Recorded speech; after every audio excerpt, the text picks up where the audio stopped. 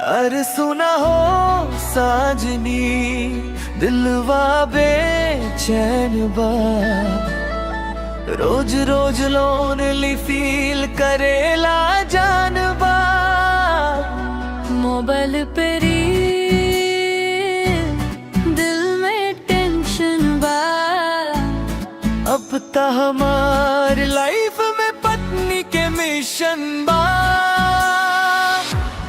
पत्नी खोजतनी हो, दिलवा से चाहतनी हो, समुंदर सिंपल लड़की जे जान से निभावतनी हो।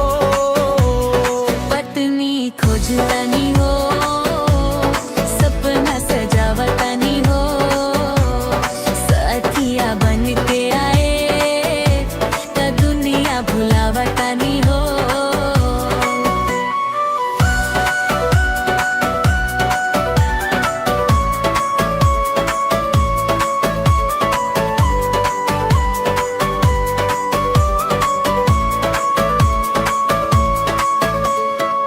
ना चाही पैसा ज्यादा, ना मेकअप के शान हो, बस प्यार करे दिल से उहे हमारे जान हो। सुबह गुड मॉर्निंग, रात में कॉल हो,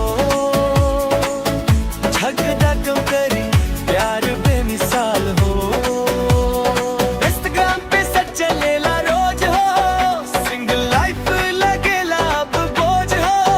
मम्मी बोले बेटा अब शादी करा, दिल बोले मिल जा एक प्यार वाला तोरा। पत्नी खोजतनी हो, दिलवा से चाहतनी हो, क्यूट सी हंसी वाली जे घर बस सजावटनी हो। पत्नी खोजतनी हो, रब से मंगतनी हो, लाइफ के हर मोड़ पे साथ निभावतनी हो। जे सुनत पाएगा ना मैसेज करा हो रहा, दिलवा हमार खली बा एंट्री जा रहा हो। पत्नी खोजतनी हो,